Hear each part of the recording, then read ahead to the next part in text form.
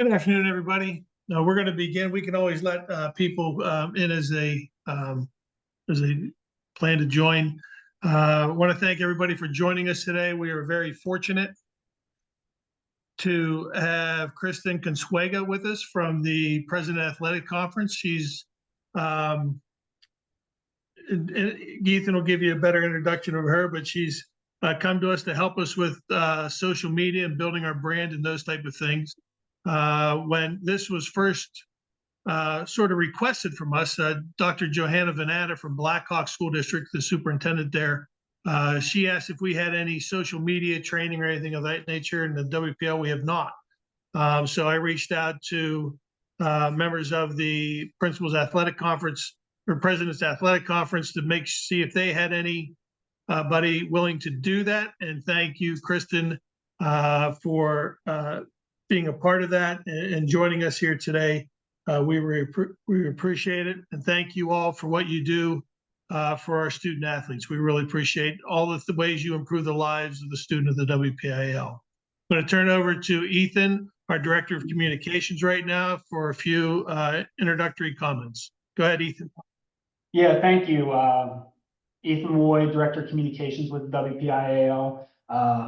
As Scott said, we're really excited to introduce Kristen Consuega, our speaker for today's social media workshop. She is the Assistant Commissioner for Governance and Championships and the Senior Women's Administrator for the President's Athletics Conference. She's in her third year with the PAC, is a WPIAL alumna, as a Godbolt Catholic grad, graduated from St. Vincent College with a degree in communications and also coached volleyball at Chatham.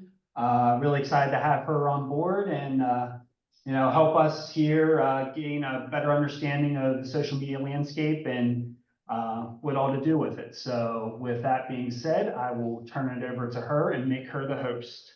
And we also, we are recording this. I will send a email with the full workshop to our entire directory for those who've missed. So without further ado, I will make her the host and step back.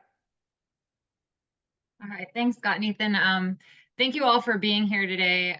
Like Ethan said, I am from the President's Athletic Conference. Little background, I am a WPIAL alum. And I went to school within the footprint of the WPIAL at St. Vincent College. I've been a high school athlete, a collegiate athlete, a college coach, a club coach. I worked in sport business for a little while. I'm now a parent of a WPIAL athlete, or a few. And now I work in the conference office. So I've been at a few different levels. I've grown to learn some things. I was in college when Facebook was first a thing. So I've really kind of developed and grown in social media throughout my career. So I'm just going to go ahead and share my screen. I hope that you get something out of today. It might just be like a little nugget or two, but hopefully you can take something back to your coaches and your staff and reiterate some things that maybe you're already doing or you learned something new. So I'm going to go ahead and share that. I think I have to do this first.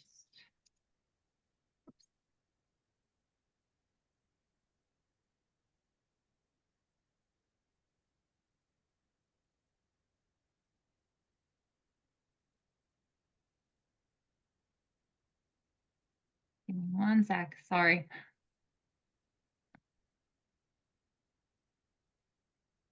There we go, slideshow, okay.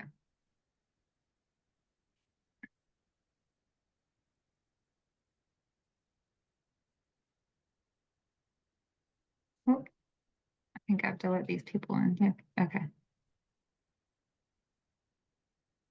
Sorry, I'm the host now too at the meeting. Okay, here we go. Here's the slideshow. So we're going to go back to here. A little bit about the PAC. I'm just going to start with our conference. You can see that our conference, where I am now, we are in the footprint of the WPIAL as well. If you're not familiar, you can see some of the schools within our conference. So we do have a lot of your athletes that come to us and compete at our level. We are Division III NCAA conference. we are now at 12 members in the PAC, with Hiram joining this year, so we're extending a little further into Ohio. But you can see, I'm sure you've had many of your student athletes come to us in the PAC. So we'll just start with that, and then we're gonna go ahead into the social media stuff. So today's talk is going to be a little bit about building your brand in a positive way, and in a safe way. Whatever you get out of this, like I said, you can take it back to your coaches, your student athletes. There's some things I'm going to touch on that maybe you want to share with your student athletes that involves safety and kind of what you want to do when collegiate coaches are communicating with you via social media. Your world is just a little bit different than my world. You have minors that you're dealing with in the WPIAL. By the time they get to me and Brian and Joe in the PAC and all of our other schools, they're already adults. So that communication, that safety is a little bit different with you guys as compared to us in the collegiate level. So I'm going to go ahead and start about the positives in social media. It allows us to extend our reach. The world got a whole lot smaller once we had the invention of Facebook, YouTube, things like that. We are able to touch base with people all the way on the other side of the world, on the other side of the country. It allows us to recruit at a different kind of level now. And the world became a whole lot smaller. It allows us to create dialogue, to engage audiences that weren't there before. Maybe we're reaching the guy that owns the handyman down the street that owns the small business. He's understanding what we do in high school athletics, in collegiate athletics, because he's seeing those pop up on his Facebook, on his social media. Sorry, I'm gonna have to continue to let people into the meeting as we go through this. We can get information out instantly. I know you guys understand, as administrators, as principals, sending out the schedules, time changes, weather delays, things like that. We can get that information out instantaneously all across the world, essentially. And we have the ability to promote and build our brands in an inexpensive way. We don't have to pay for Facebook. We don't have to pay for Instagram. You can pay for the blue version of Twitter or whatever they call it now, but you don't have to essentially pay for that. Everybody has a phone. Everybody has access to the internet, whether it be at school, you can pay for it at home. But it makes it a really inexpensive way to promote, to market, to get your brand out there. So the first thing we're going to talk about is social media as a department or as a sports specific page. And then I'm going to touch base later on having a personal page or a student athlete page. In developing your social media accounts, you need to develop a strategy. You have to start there. So there's 4 steps I'm going to touch on. The first being evaluation, setting goals, setting your target audience, and then how you're going to reach those goals, what plans you're going to put into place to do that. And at any point, if anybody has a question, feel free to stop me, raise your hand. You may have to just unmute yourself because I have the screen share, so I won't be able to see you.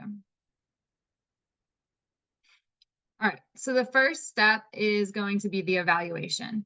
Knowing what accounts that you have under your umbrella is the first thing you want to start with. So you're going to have your athletic department page on whatever platform that you choose to look at. You can look at Facebook, maybe you have an Instagram account, Twitter, TikTok, just to name a few, YouTube. But knowing what platforms you have and what pages are under you is really important. Some of you may have pages that you don't even know that your teams have. So gathering a directory of those would be really important to kind of evaluate and to maintain and to make sure that you're all within the same umbrella. So I know a lot of teams will have, like, volleyball will have their own page, football will have their own page. At the collegiate level, in the athletic department, we have, this is kind of how the structure works for that. We have our conference page, and then we have all of our schools with their individual athletic department pages. And then the individual teams will branch off from there, and then coaches from there if they choose to make that a page to use for professional purposes. So knowing what accounts you have on what platforms is really going to help kind of gear what you help know what you want your goals to be, and what targets you need to find.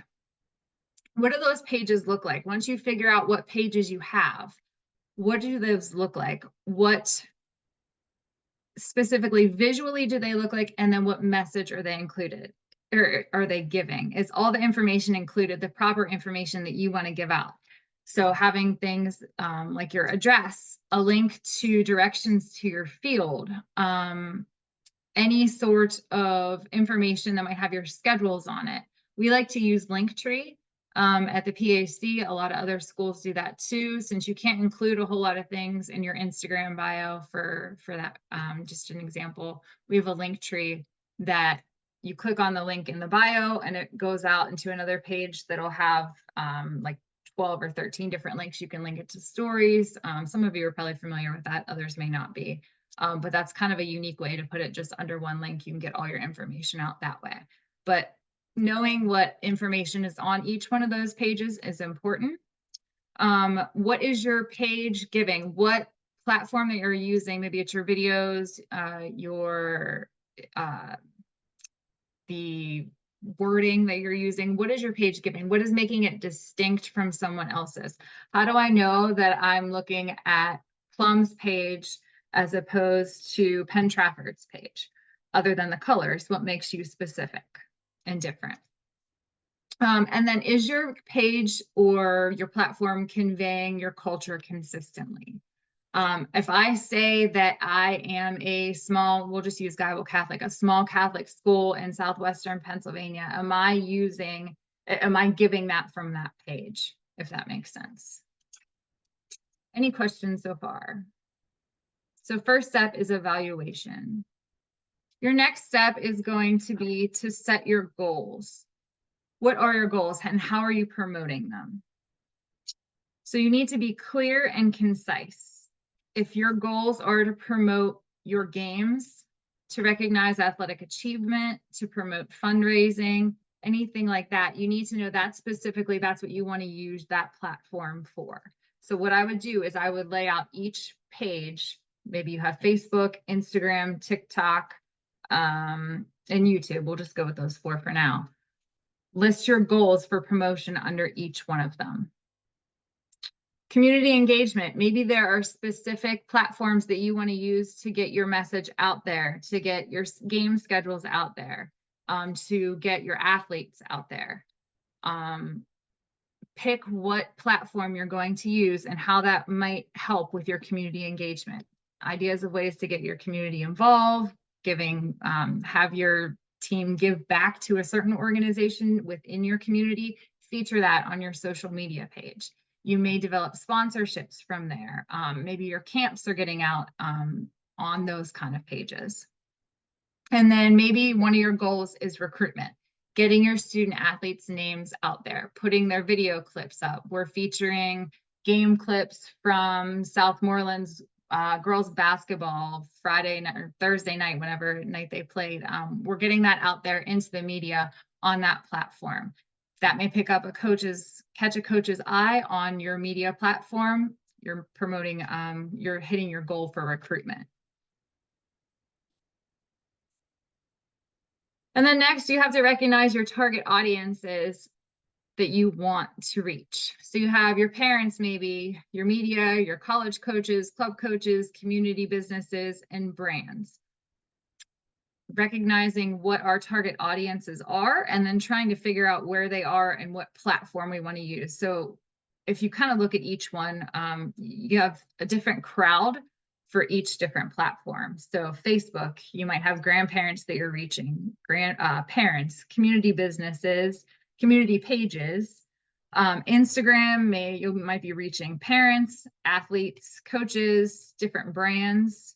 Twitter, maybe you're going to get all the information out to the media outlets, to coaches, to recruiting services. That's kind of more of an informational social platform. At least I know that's what we use it for in the PAC. We're not putting all those fun things out on Twitter. No one's really going to pick those up. And then YouTube, you can pretty much put all of the above on there as long as you have video content for that. And then TikTok. You know that your target audience that you're going to reach on there are pretty much your students and any brand that you might want to appeal to.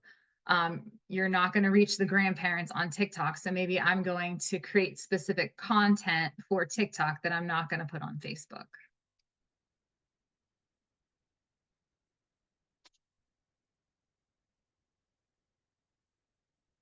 Developing a plan to reach those goals. So once you identify who your target audience is, what platform they're on, what your goals are and what kind of engagement you want to create and reach and develop, you're going to take each platform and draw up a plan to reach the goals. The creating the engagement part, you have to understand what platform is going to get you what kind of engagement. And by doing that, you're going to want to look at your current pages that you have now, or look at other people's pages. If maybe you don't have, let's just say, a TikTok account, and I'll pull another school, maybe Hampton has a TikTok account.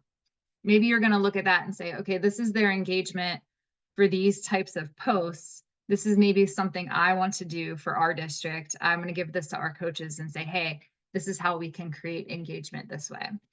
You're going to get those high quality engagements with certain types of content, depending on the platform. So Facebook, you're going to want to put videos and pictures on Facebook. Facebook now has the feature with the stories, which is very similar to some of the stuff that you can find on TikTok or on Instagram. So you can use a little bit of both. Pictures are usually gold on Facebook. Instagram, Reels, video content is where it's at. Putting those video clips of maybe your Tuesday night soccer game or the end of a cross country meet, that is where it's going to hit quality engagement. And you're going to get high quality reactions from that.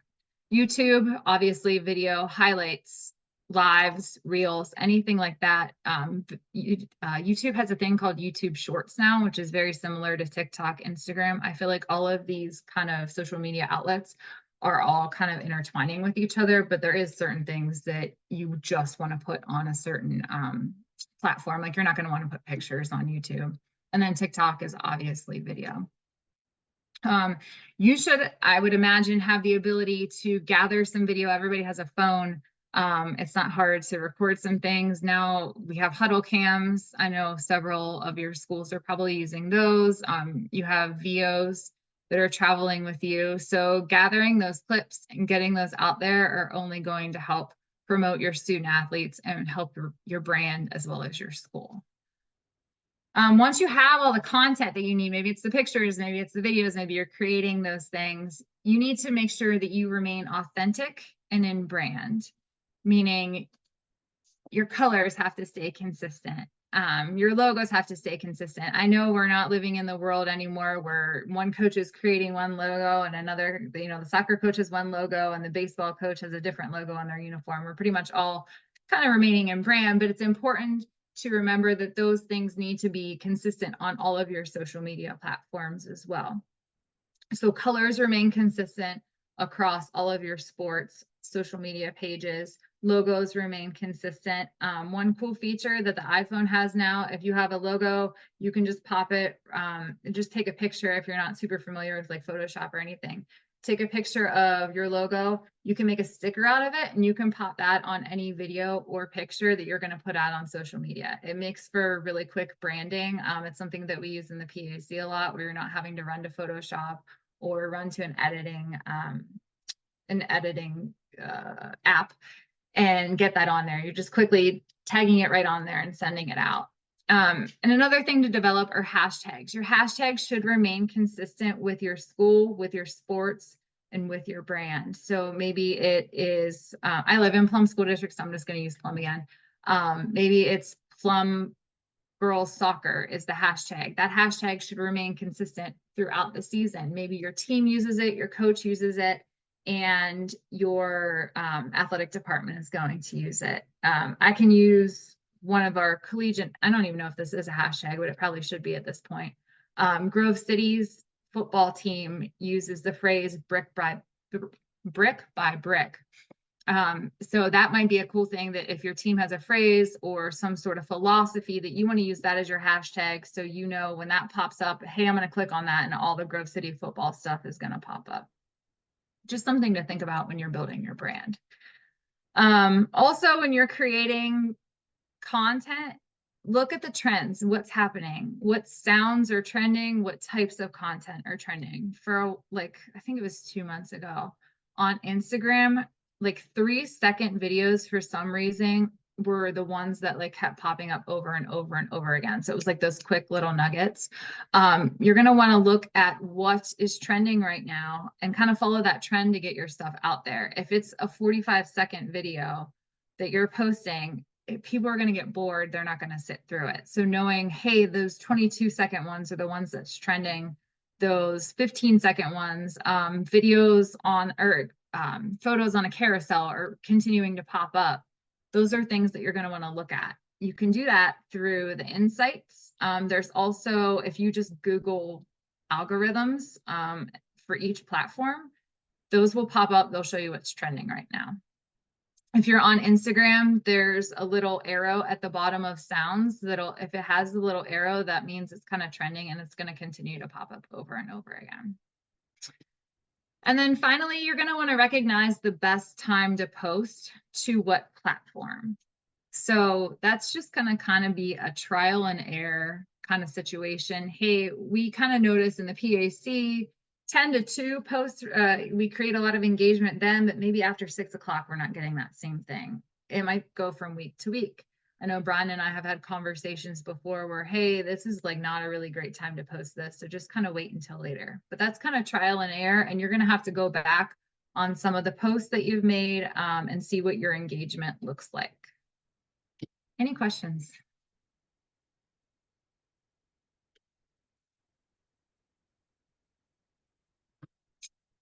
Okay.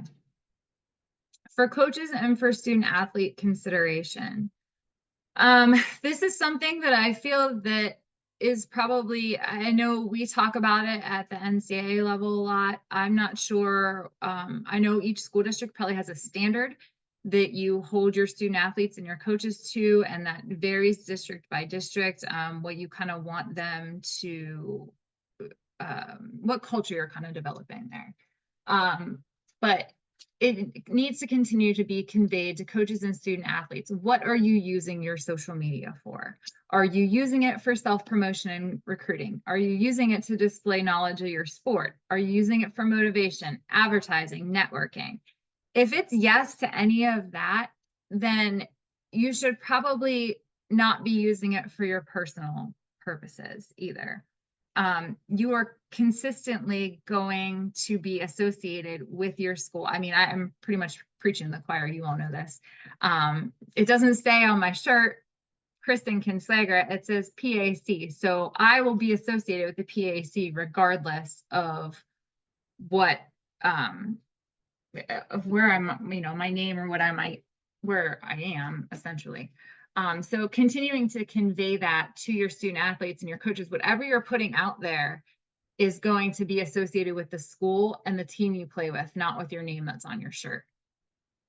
So coaches and student athletes need to recognize if they're using their social media for any sort of professional purpose or for recruiting, it needs to remain consistent with the brand of the school. It doesn't have to be the same colors. It doesn't have to have the logos and everything on it. That's not necessarily what I'm saying. I'm saying it has to remain consistent with the culture that you're trying to build. Does that make sense to everybody? Coaches and student athletes should go through the same sort of 4-step system when creating their plan for their social media. So like I said, under the umbrella, if you have the school district, you have the school athletics page, if you have the individual sport pages, if you have the coaching pages or platforms under that, and then you have the student athletes, those kind of branch off. They need to make sure what their goals are, that they're remaining consistent with it, with posting those types of, creating that type of content that they want to be associated with their sport and with their school.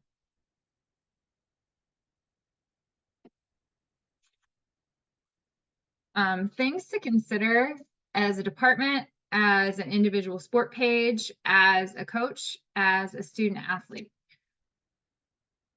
Because social media is interactive, it's not just we're going to post this and forget about it, or we're just going to put this out there and not associate with anybody else. The following things should be considered: tagging, commenting, sharing, collaborating, and direct message. So tagging, when you're putting any sort of post out there, as a department, as a school district, you need to develop some sort of philosophy or a policy on if you're going to tag student athletes. I think it's a little bit different. You all are dealing with minors. I can tell you that in our conference, I did just an evaluation across the board of all of our schools. We don't tend to tag our student athletes. Giving you a little history behind how far we've come with social media in the NCAA. I remember when I was coaching and when I was playing, you weren't allowed to text prospective student athletes. It was too close to home. It was an invasion of personal space. Obviously, we've come a long way since that. You can text, you can call, you can email, you can tag, you can talk on social media. You can't tag. I have my sheet here, but so you need to decide as a school district, are you willing to let your student athletes be tagged in a specific post by your district, by your coach, by your sport? Because they will obviously be associated with that. Commenting, that is something to consider when you're writing your captions for anything on social media. You're going to receive feedback back on those little captions. Are you going to interact with the people that are commenting on there? It boosts your engagement. However, it can develop some sticky situations. You have some parents that are commenting, maybe. You have some student athletes that are commenting. You have some disgruntled people in the neighborhood that are commenting. So understanding that when you're putting something out there, when you're writing the caption, when you're putting your content out there, you're going to have to deal with the commenting that comes with that. Something that if you're putting up something and it's going to continue to get you negative feedback, maybe next time you turn the commenting off. Or you can do that while it's posted, you just have to edit it. You can't do that on Twitter without deleting the post. So something to consider is commenting. Are you going to respond back? Who is going to respond back? Maybe developing some sort of policy or standard for your coaches and your student athlete to protect them. Maybe they're not commenting. Maybe they're not engaging in that sort of atmosphere on social media. Sharing, when your sport has a page and they put a whole bunch of content up, I think this is a great way to cut down workload on your athletic department. Your coach, whoever is running your sport pages, are responsible for putting all the content up. You're sharing them. It's getting you bonus viewership because you're reaching all your viewers, they're reaching all theirs. And then if your student athletes are sharing that same thing, it kind of happens that way. You can put those in stories, but you have to remember, once again, once you're sharing those, it puts it out into the world that your name is on that. So another thing that you need to drive home, or that you may want to drive home with coaches, with student athletes, is once they're sharing something, they're putting it out there that it's their view, they support this, and it's going to reflect back on what they represent as your coach, as your student athlete, in your department and in your school district. Collaborating is something that you can do. I know on Instagram right now, you can do it on TikTok. I don't think you can do it on Facebook, but to create a collab, you're going to put a post out there. You're going to hit the tag button. So maybe I am posting a picture of one of our student, I'll just use a PAC example, one of our student athletes on the basketball team that's wearing Nike shoes. I'm going to just put a cold collab out there, not contacting Nike ahead of time, choosing to collab, tag them. We'll see if they accept it. What that's going to do is is going to show up on Nike's page. That's going to show up on my page, and that's going to show up if I'm collaborating with the student athlete or the school's page. Collabs are something that you can use to your advantage, but you just want to be careful on who you're collaborating with. I would definitely express to our coaches, your coaches and your student athletes, to be careful when putting those collab posts out, because it's just like tagging, sharing, commenting. They're associating themselves with that company, with that brand. I don't think a collab between your district and your sport is necessarily a bad thing, but once you get into those sticky kind of areas with brands or with a company that you're not sure you want to represent, that may be an issue, as well as collaborating with your student athletes because they are minors. Like I said, this is just, this is something you'll need to talk about, obviously, as a policy if you don't already have it, but that's something to consider. And then direct messages. I feel like this is just kind of a sidebar on social media, on platforms, because this is like a way to text through your social media platform. Once again, developing a policy on how to properly communicate with student athletes, as far as coaches, as far as the school district, communicating with parents. Something you want to take a look at. Maybe the best idea is not through social media. We use our direct messages at the PAC for answering questions. Usually it's like, hey, is this game time correct? Or is the weather looking like it might change? Can you give me the dates for the PAC championship? Those are the kind of direct messages that we respond to. We tend to filter out anything that has to deal with any sort of controversial issue. We're just deleting it, we're ignoring it, and not engaging in there. So something to reiterate to your coaches, to your players, to your staff. Those DMs might come in, just ignore them and continue to move on. Creating boundaries, I kind of touched on that a little bit as I was going through. Creating a policy, like I said, to protect everybody, all parties involved. With regards to communication with minors. I don't have that experience, obviously, because I'm dealing with all adults at the collegiate level, but something to consider. This world of social media really opens a can of worms when it gives you way too many ways to communicate with student athletes, parents, and staff. So discussing that and kind of putting something in place for your coaches and for your student athletes. I know that we at the NCAA have a one-pager that I just have printed out here.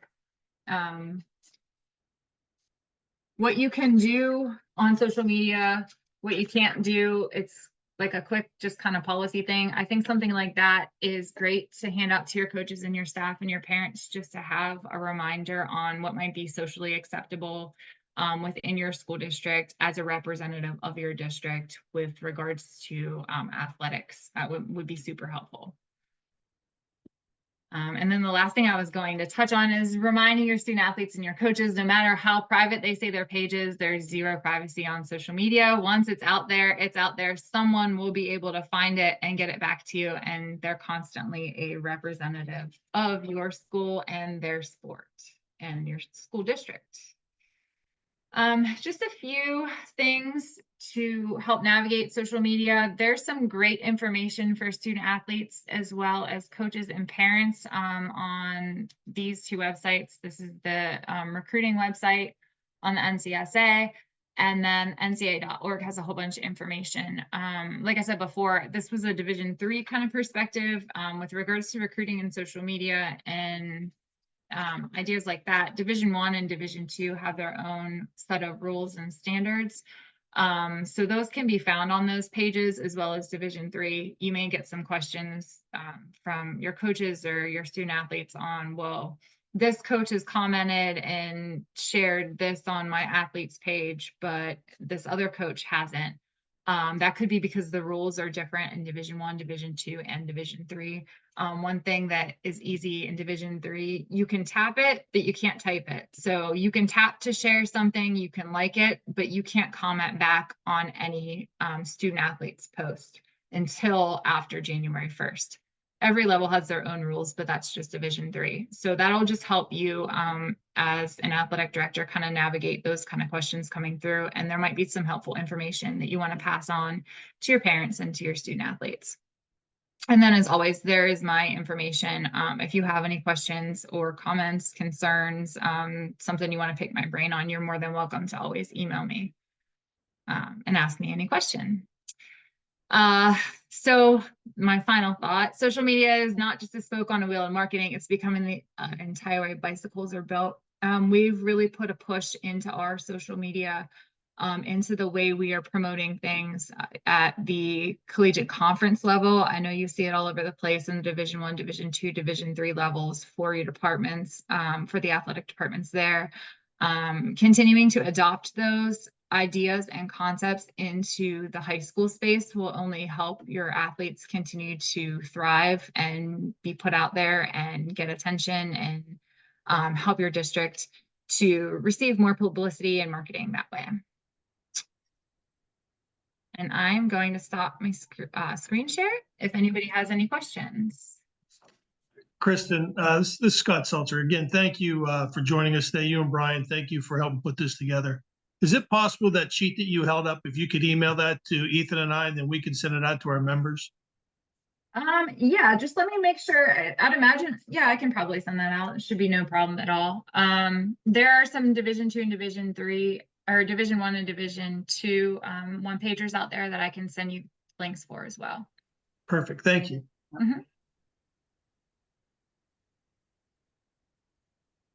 Anything I didn't touch on that you might have a question about?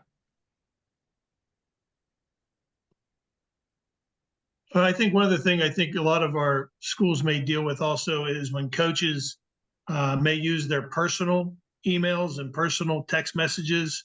You guys may not run that. You may have rules that doesn't allow your coaches to do that. But I think in high school, probably that goes back to your policy procedures and that. But if you could speak about that a little bit. Sure. I think one thing, you know, like he said, it definitely goes back to policy. One thing I think you have to keep reminding coaches and staff is they are representatives of your school. We don't have that necessarily in the collegiate level where it becomes an issue or a concern, but having a policy in place that they're only allowed to communicate via school email, maybe use Teams, I don't know, but having those policies in place and holding them to those standards are really going to help alleviate any of the issues that you have. But I think each district operates on a different level and has their own system that would work better, you know, for one district than the other. But reminding them that they're dealing with minors and minors' parents. So having that appropriate communication is very important. Thank you. Sure. Do you utilize, I have a question here. Do you all utilize Hootsuite or something similar to schedule posts on multiple social media platforms all at once? So we are not currently using Hootsuite. I was using it at a previous position I had, and I didn't really care for some of the limitations I found with it. I haven't used it probably in the past year. In Instagram, you can schedule your posts straight from there, and then they can link to Facebook as well. So through the Meta platform, Instagram and Facebook are both underneath that, under that umbrella. But no, we're not scheduling anything at this point. I'm sure is anybody else scheduling things through Hootsuite? I also didn't like the fact that it said posted through Hootsuite. That was just a pet peeve of mine. I wanted it to not include that tag. Oh, and Brian just said he can also schedule on X. I tend to our Instagram, and Brian tends to our Twitter account. But yeah, you can schedule on that as well. Twitter, X, whatever they call it now.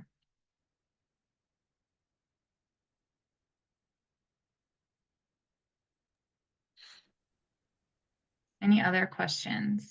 Any comments?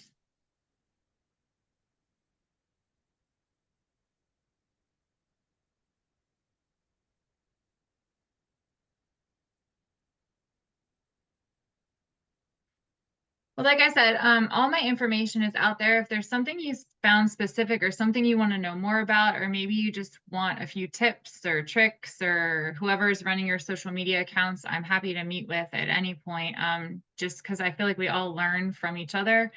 And I just had my intern, our former intern yesterday, showing us something that I had no idea was even possible.